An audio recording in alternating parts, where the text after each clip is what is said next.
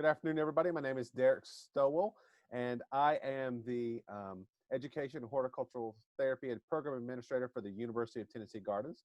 Again, we are recording this, so you're welcome to turn off your video and also mute your phone line. And if you have any questions, you can do that in the chat. So I'm going to go ahead and pull up the chat real quick so I do have access to that, and also my participant list. Okay, so today we are going to be talking about putting your garden to bed. I have the screen shared to the PowerPoint. If you cannot see that, just let me know. I had a little issues with that last week. So, but again, here we are where fall has started, and so we're getting close to the end of the growing season here in Tennessee. And we're talking about some things to do in your garden. We're going to mostly focus on the vegetable garden, but we, kind of some of these principles can hold true for just your general ornamental garden also. So, the question is, why do we put our garden to rest? Why do we do this every fall? And the real reason is it helps prepare your garden for the spring and helps prepare your garden soils for planting in the spring. So it's to help us to get prepared and keep things cleaned up as we go.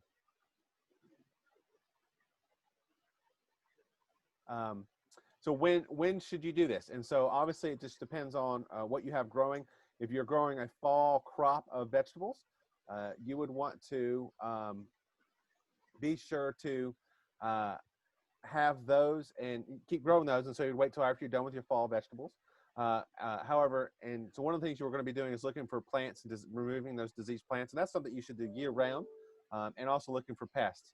And so one other quick thing related to that is sort of, if you're even a vegetable garden area, if you'd like some color in the wintertime, pansies are a good plant to plant. Right now, those should be available in a lot of the garden centers. So you can go ahead and if you want to get some pansies, you can plant those in around your ornamental garden, but also in your vegetable garden if you would like. The vegetables, pansies are also edible. I don't know if everybody knows that. The flower is edible. It doesn't have a lot of flavor, but it does add some color to your garden. Also adds color to your salad or something. So you can eat it on a salad. If you're growing microgreens or doing lettuce in the fall, be a great thing. So somebody did ask about groundhogs. Unfortunately, I don't know any specific things that help avoid that. You might want to talk to a pest expert, and if you need to have something trapped and move out of your garden area, that's probably going to be the best solution. I'm not sure of any specific other control methods for that.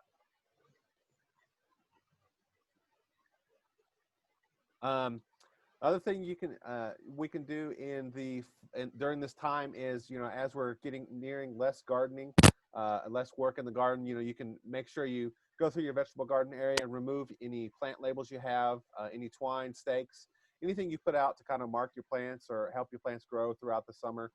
Make sure you get all those out, particularly if you're going to go ahead and till. You don't want to get all that caught up in the tiller.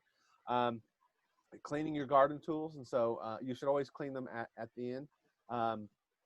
And we will be talking, someone just asked one question about cover crops, and we'll talk a little bit about that as we go through near the end of this presentation. But again, clean up your garden tools, and this is a good time to look at what you have, your pruners and other tools that need to be sharpened. It'd be a good time to sharpen those. You can use a file or a sharpening stone for bladed things. And then also, it's a good time to make a list and look at your tools and see what you need to repair, what you might need new or replace. And you can take your tools and look for rust, look for woods that's damaged. You can oil the wood to kind of help keep it last a little bit longer. Sand any rough spots that have come up. And obviously, depending on some of your tools, make sure you don't have any the wood's not starting to break to where it can become dangerous. If the tool were to separate from the wood shaft of that tool. So the next thing you want to do in the fall, is clean up any plant material. And again, that's something you do ongoing, but remove and dispose of any diseased plant materials. And so the question is, do we know what kinds of things are we looking for? So there's a lot of different plant diseases. Some plants are more susceptible to different diseases than others. And so what I would say is, start looking at the leaves particularly, and look at the brown or black spots, And at this time of year in the fall, if you still have some summer vegetables growing like tomatoes, and any other kind of squash or something, you might find some powdery mildew on those, and that's really due to the high humidity and moisture causing that disease to happen. So you want to remove those, and you don't want to compost those. So you would want to throw any diseased plant material away and dispose of that so it doesn't potentially reinfect your garden in next year. And if you do have specific disease problems, a good resource is the University of Tennessee Soil, Plant, and Pest Center. They have a great Facebook page you can look at, and they have show a lot of pictures and talk a lot about diseases and pests. And then you can also send in things for samples if it's not something you are currently aware of. So it's a good resource for gardeners. Again, you can compost any non-disease plant material. You know, any of the plants you pull up, you can throw in your compost. One thing you want to do as you are cleaning up also is looking for weeds and removing those, and particularly removing weed seeds, and that'll help reduce chances of more weeds in your garden in the spring or next year. And also, you know, you can compost things. Once the weeds go to seed and you do try to compost, and one of the challenges is getting your compost hot enough to kill those seeds.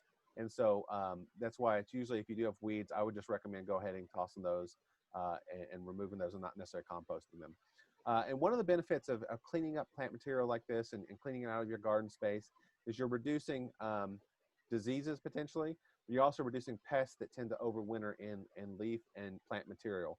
And so that might help reduce pest issues you have in your garden next year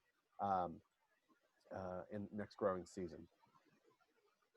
And on here, I do have some photos. So one thing you can be looking to as you're removing your plants once they're done, like tomato plants and squash and beans and those things, is look for look for pests, look for the insects, look for their eggs. And these are two photos. I didn't have any pests, but these are actually ladybug eggs and also ladybug, the larva on that. So so again, you look for those. Obviously, ladybugs we want in our garden, so you don't have to remove those. Some of them do overwinter in the leaf material and plant material, and that's not a problem. We want to avoid any squash bugs or cucumber beetles or those types of pests that we have problems with. And so learning how to identify what is a pest and what is not in insects is going to be helpful. And that's also, as you get into winter, that's something you can do instead of, if you're not growing a lot of stuff, you can take the time to learn some pests of common vegetables that you're growing to help you identify those and manage those next season. So seeds. So obviously, if you are a seed collector, this is a good time of the year as the plants are going to fruit and creating seeds. You know, if you're wanting to harvest those, you can start doing that before you remove the plant material, of course. And so we did do this series. We had a seed saving class several weeks ago. There is a YouTube video on our UT Gardens YouTube channel that you can watch about seed saving, a little 30-minute session on that. And so that's a good resource. But again, you know, as the fall comes along, your plants are producing and you collect those seeds, you can reuse those and resow them next spring to have some more vegetables that way.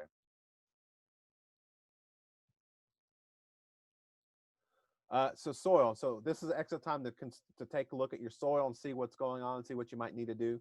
And one of the things you can do with this is do a soil test. And again, the UT Soil, Plant, and Pest Center does can provide a soil test. If you go to this link at soillab.tennessee.edu, it'll tell you how to sample your soil, how to take samples in your garden, how to prepare that, and how to ship that off to the center. There is a fee associated with that, and it'll produce. There's different tests you can get, but it'll help you tell you what your nutrients are, and it'll help give you give you information of what you might need to add to your garden in the spring. And again, so this is the time to start or continue your soil building for next year to have healthy soil for your plants in the spring. So building soil, and some different things we can do as part of this fall garden once we're done growing. And one is add compost. So hopefully if you are a vegetable gardener and you can add compost that you've been composting, you know, if you don't, you can purchase some. And I tend to, for my garden, I'll end up buying, you can get bagged compost. You can also get big scoops of compost depending on, at some garden centers. And if you have access to a vehicle that can hold those. But I use a composted manure called Black Cow product. And there are probably others out there, and composted mushroom compost. And I add those to my garden as amendments. And again, if you add, you know, adding compost helps add not only nutrients, but also organic material. So that's something you can always do, particularly if you're starting out in an in-bed or even a raised bed garden. Those composted organic materials break down over time. And so your soil levels will look like they're getting lower as those things may break down, or you may lose some soil as you dig up plants and the root structures. So you can always add some compost to your garden beds. And then amendments are going to be based upon what soil what soil information you get back. And for specific information about that, you know, you can contact the soil pest center, and they can kind of help you determine help you identify that report, or understand that report, and know kind of what choices, what additions you might want to bring in and add to your soil. So one question to think about in the fall and spring is, you know, till or no till your soil. And so, you know, tilling typically has traditionally been used to help with taking the top layer of soil and turning underneath the soil layer that's underneath it. And the idea is to take any weed seeds and turn them under so they're deep enough where they're not going to germinate. So that reduces weed problems. However, particularly in home garden settings, a lot of people are going more no-till. And what that means is, one, it's a lot easier. If you don't have to go buy a tiller. You don't have to dig it up, till it by hand. The other thing is it helps reduce soil loss.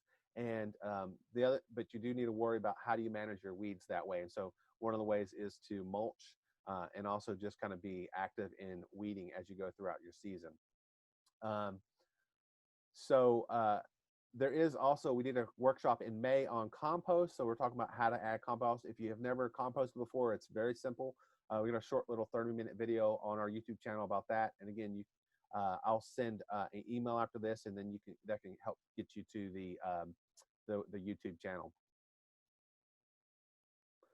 Another thing you might want to consider in your garden is adding layers of leaves or straw.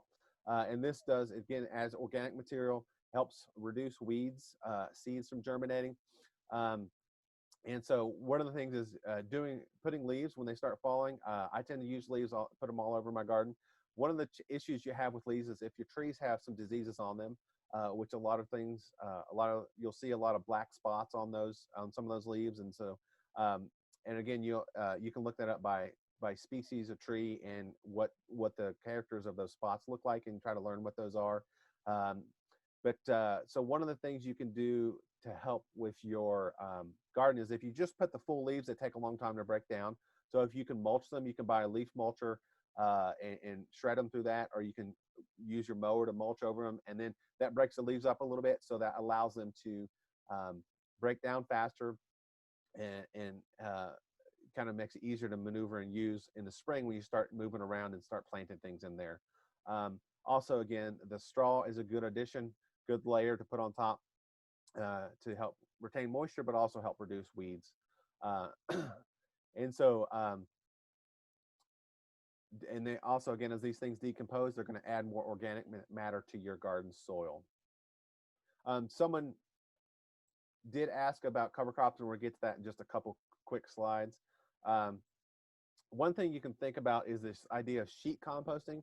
If you don't have a vegetable garden and you want to start, it's a good way to do that no-till wise. And there's actually a book several years ago that was published called Lasagna Gardening. And so it's a sheet composting method. And so the idea is, instead of tilling up your soil, what you do is in the fall, you get layers of leaves, straw, cardboard, and newspaper, manures, and you layer that. You start with your cardboard or newspapers, you interlock them, several layers of newspapers, and you put some leaves, and you put some straw, you can put some manure, and then you keep layering that up about a foot or so. And the idea is, as that continues to break down over the winter, you can plant right in that in the springtime. And so that is a great place, or great way to start a no-till garden. And also adding leaves and straw and just laying on top is a good way, again, to help build your soil and reduce weeds in the springtime. So someone did ask about cover crops, and so cover crops are a good option. So once you harvest your vegetables, and so into October, beginning of November, you can sow some cover crops, and there's a lot of different choices of cover crops. And so what you want to do is kind of determine what works for you. So this photo on the bottom here is a mustard cover crop. Hairy vetch is another one, and also clover is another one, crimson clover. And so you would sow those in the fall, and you would harvest. What you do is you grow them, and then in the springtime you would harvest them. A lot of times what you do is you'll cut those off at the ground and just lay them and let them compost in there. And then particularly the clover adds nutrients. It's a nitrogen fixer, so it adds nitrogen to your soil. We did another video like this again on YouTube called Cover Crops for the Fall on our YouTube channel, so you can go take a look at that for more details about specific plants to put in there and how to do that. So again, I've done cover crops. The biggest challenge is when you're growing them, you need to make sure you sow your seeds to where you have time to go ahead and let it mature, and then cut it down, and then let it break down. And so sometimes for an early spring garden, you might have to rush that a little bit, but it is something you can do. So if you have a big garden and you want to have several areas where you want to put your spring vegetables, and you can do another section where you do your cover crops and let those grow through the end of middle of April, and then cut those down, and that would work fine that way too. Someone else asked about the lasagna garden. Can you plant immediately? So you would have to wait until the spring. So the idea is to put it in there and let all that start breaking down over the winter, and you should be able to in the springtime be able to plant into that. Then I also had another question about ladybugs, and I don't know if there's any local sources of ladybugs. I don't think there are. So I've just found a lot of times you can just search online and you can get ladybugs. Similar to buying, you can also buy things like monarchs and other beneficial insects, and praying mantises. You can also buy those. Obviously, this is not the time of year I would be ordering those. I would wait till the spring or early summer to add some ladybugs to your garden if you want to add those as help control pests.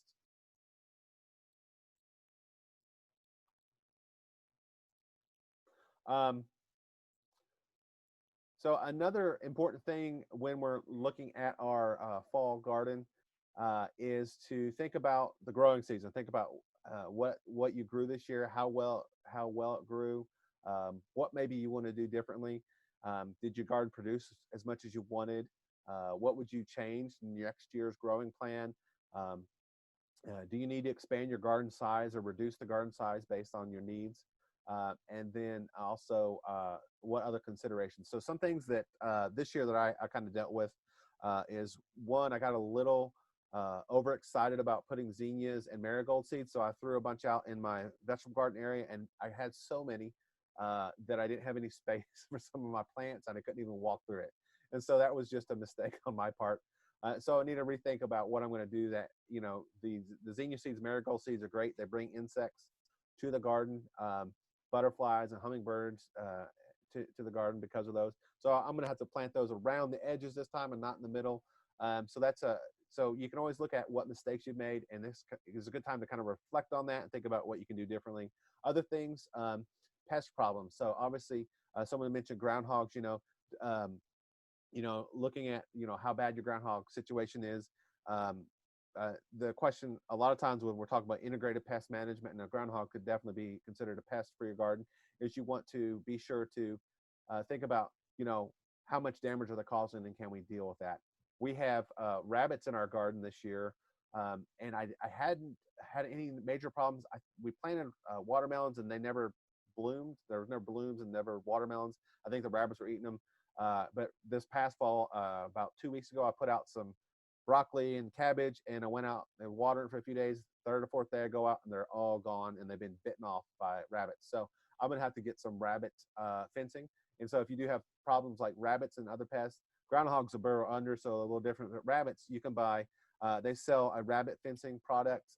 Used to sell that at local hardware stores. I don't see any online now. But so I did want to, so I'm going to have to order that and put that out next year. So another thing to think about. Someone did ask about the squash bugs, the vine borers. They do overwinter, um, but a lot of times to help control those, you actually want to think about the time where they're usually most active between May and middle of July. And so for the squash, zucchini, yellow squash, what I end up doing is one of the methods is one, you can use a pesticide with it. One pesticide that works is diatomaceous earth, and that is a organic method. You do have to reapply it every time it rains or every time after you water. You can also use a cover crop for that. And so the cover crop, I'm not a cover crop, I'm sorry, a row cover, which you can purchase and place over top of the squash during that time where the insects are eating your plants. What they are is it's a clear wing moth that will land on the plant and lay eggs. The eggs hatch and then eat. So trying to control the moth from landing on your plants will help reduce your squash bug problems in the future. So a source for timing of planting fall crops here in Tennessee. So Chattanooga, you probably are still okay to plant some. Being into September is kind of the end of that. Typically, if you're growing from seed, you want to start usually middle of July, end of July, beginning of August, sowing seeds, and then planting those out in September. And that gives you September through October and early November. In Chattanooga, you probably will have your growing season's a little bit longer by a few weeks because you're a little further south. And so the biggest thing is to think about what are you growing. So broccolis, most broccolis take 60 to 90 days to mature. So if I were to put those out now, probably I'm not going to get it any broccoli. Early September would have been when you really want to plant those.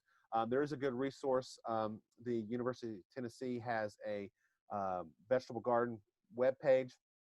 I don't have it on this slide, but it is on some of the other presentations on our YouTube video. They have a planting calendar, and it goes for the whole state and kind of tells you some different planting times for that state, for the rest of the state. So and for fall stuff and when to plant. So that would be I'd recommend going to that calendar and kind of give you more specifics about when to plant in Chattanooga.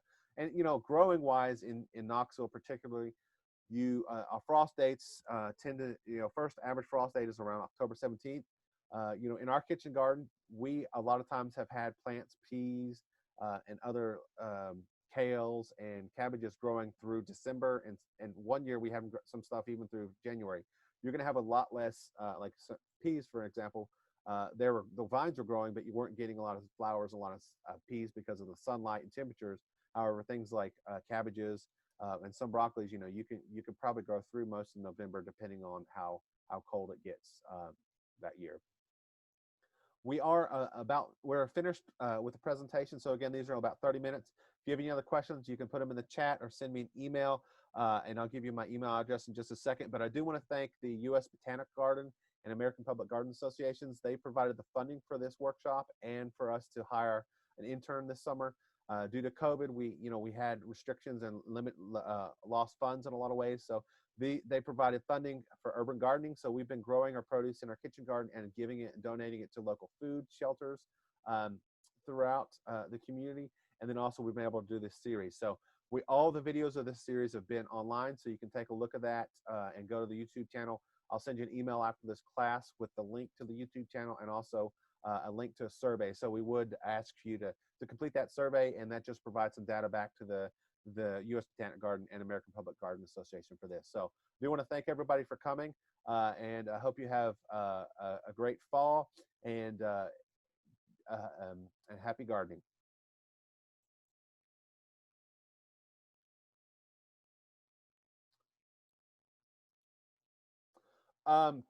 Someone did ask, and I'll kind of stay on, is about tilling. And so you can till in the fall, kind of till in all the stuff. Again, we were earlier just talking about some people are choosing not to till. No till is a method people are using to help reduce damaging the soil structure and microbes in the soil. But you can go ahead and till if you'd like, and kind of till in once you've harvested all your stuff and add any amendments that way. Or you can simply harvest your plant material and just lay it on top, lay your compost, lay your straw, leaves, and all that. And in the springtime, you can really just plant right in that instead of having to till. Because again, one of the other things about tilling is, you're only planting, think about planting plants as you're planting a small area.